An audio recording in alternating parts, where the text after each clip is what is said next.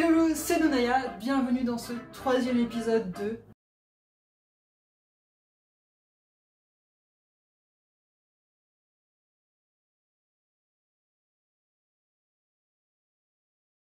avec un passage un petit peu plus compliqué pour moi. Évidemment, les choses ne pouvaient pas être aussi simples.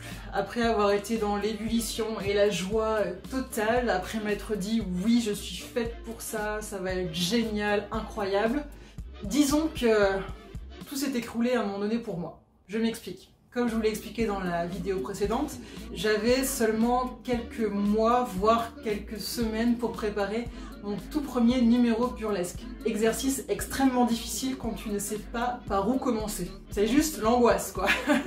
Alors déjà, j'ai changé 2 fois de musique. Au niveau de mon concept du numéro, j'ai modifié un petit peu, mais finalement je suis restée sur la première idée que j'ai eue au début, qui était celle d'une serveuse dans un cabaret, qui au moment de fermer en fait le cabaret, de faire son nettoyage, elle se retrouve face à une chaise avec un costume burlesque en fait, avec des gants, un boa, tout ça, et du coup ça lui donne l'envie de s'essayer au burlesque parce qu'en fait elle a toujours rêvé de ça. Ça fait un petit peu référence au film Burlesque de Christina Aguilera. En fait j'ai envie de dire que c'est même carrément ça, même si au départ je me suis pas inspirée de ça, mais je pense que inconsciemment en fait j'ai fait le lien avec ça quand j'ai créé ce numéro.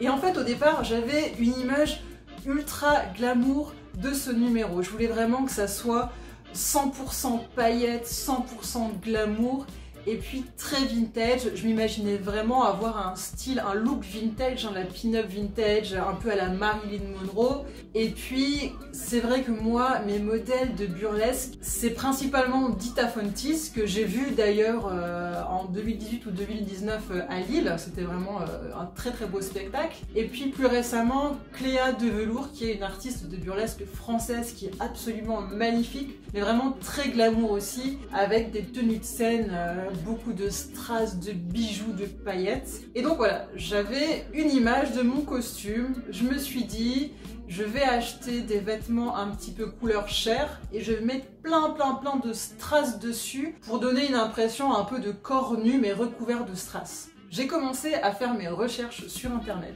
notamment sur Vinted. Vinted est ton ami, Amazon et puis AliExpress et tout ça, j'ai pas osé parce que, étant donné les délais de livraison, voilà, j'ai fait des trucs beaucoup plus sûrs en termes de recherche. J'ai donc commencé mes recherches de costumes, notamment de lingerie, sur Amazon et sur Vinted majoritairement. Je suis pas allée sur AliExpress parce que, vu les délais de livraison, j'étais trop en stress déjà, donc c'était pas possible. Et j'ai aussi été bien sûr dans des boutiques de lingerie, mais du genre Undies, quoi, des trucs pas trop chers parce que je voulais pas mettre des millions dedans. Mais je vous dirai combien j'ai dépensé quand même à la fin. C'est un scandale. Et donc voilà, je cherchais des sous-vêtements couleur chair que je puisse customiser. J'ai acheté aussi un appareil à strass, je vais vous montrer ça tout de suite. Ceci. Avec ici, voilà, les petits strass. Les strass c'est petit quand même. Donc déjà quand j'ai reçu mon petit soutien-gorge couleur chair et mon appareil à strass, quand j'ai compris le travail, le temps que ça allait mettre pour tout coller, déjà je me sentis vachement moins sereine. Et puis le résultat était pas ouf en fin de compte. Je vais vous montrer un truc que j'ai fait pour test.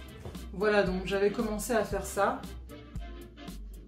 Et puis en fait, le résultat était pas terrible. Puis bon, là j'avais pris là c'était un vieux soutien-gorge que j'avais récupéré. Donc en tout cas, c'était pas du tout glamour comme je l'imaginais. Donc j'étais vraiment très blasée. Les strass, il y en a qui tenaient pas bien, tout ça. Enfin bref, je me suis dit, qu'est-ce que je fais? Après, je me suis dit, ok, la couleur beige, ça va pas, c'est pas assez bien, c'est pas assez glamour, il me manque des moyens, il me manque du matos, etc.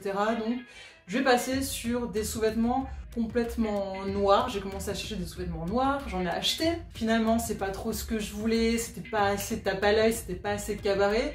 Et je suis passée sur des sous-vêtements rouges, mais finalement le soutien-gorge que j'ai acheté, il s'adaptait pas assez bien à ma petite poitrine, c'était pas terrible au niveau du rendu. Et je suis passée finalement sur un mélange de rouge et de noir et or. voilà, je vous montrerai mon costume par la suite. Bref, déjà là j'ai claqué beaucoup d'argent et j'étais super... j'ai commencé à être un peu déçue parce que c'est vrai que quand on trouve pas sa tenue, bah ça fait tellement partie du numéro qu'en fait j'avais de la peine à me projeter et j'ai commencé à perdre pas mal confiance en moi, pas uniquement à cause de la tenue, mais c'est devenu assez difficile parce que les choses sont devenues très concrètes.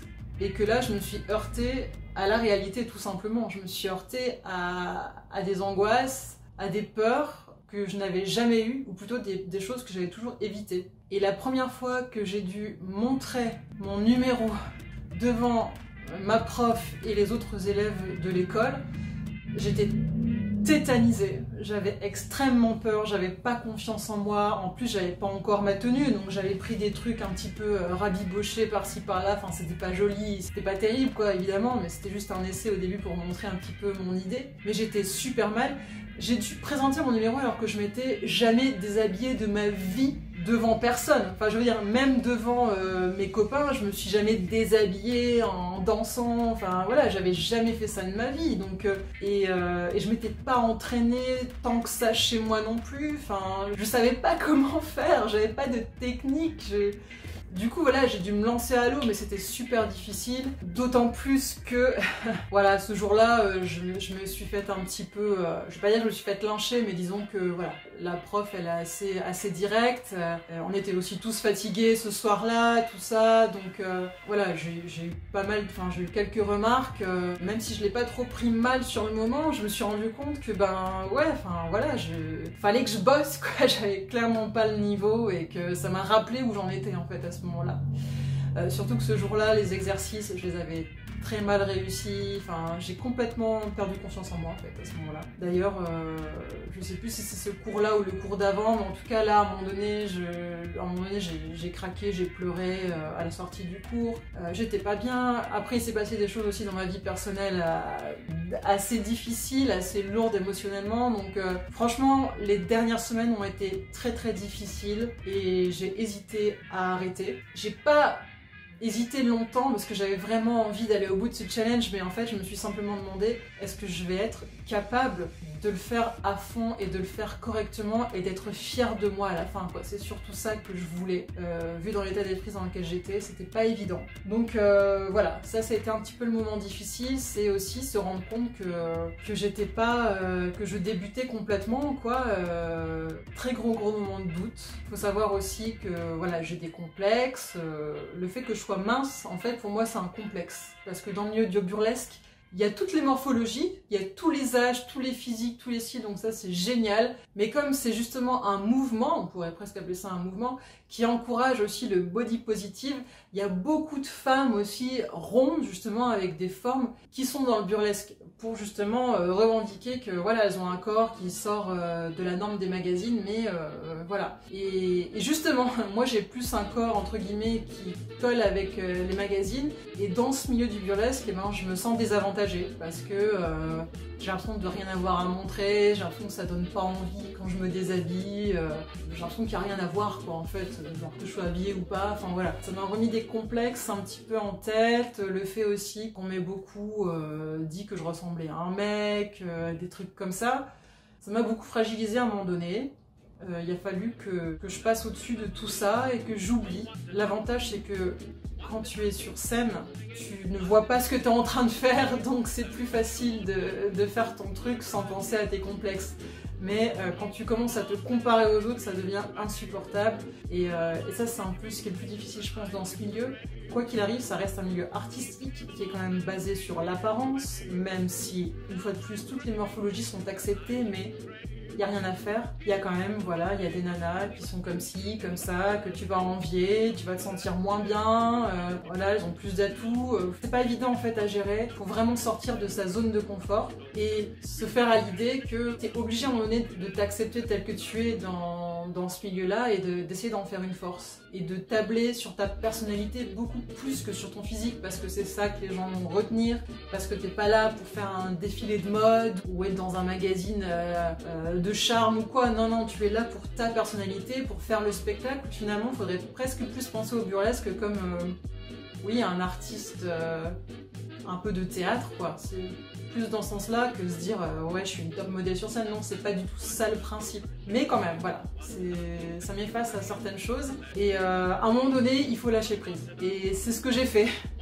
Je me suis dit à un moment donné, ok, tu fais ça pour qui? Pourquoi? J'ai commencé à beaucoup stresser vis-à-vis des autres, à me poser trop de questions, alors qu'au début je faisais ça de façon hyper naturelle. Et puis je suis revenue en fait aux origines de ce pourquoi je voulais faire ça. Voilà, sois toi-même, lâche-toi, fais-toi plaisir et surtout fais-le pour toi, c'est ton moment, c'est pour toi, vas-y. Et puis surtout, aie un regard bienveillant sur toi-même. Voilà, ça c'est vraiment important.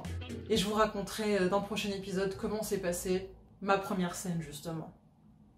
J'espère que cette petite série vous plaît.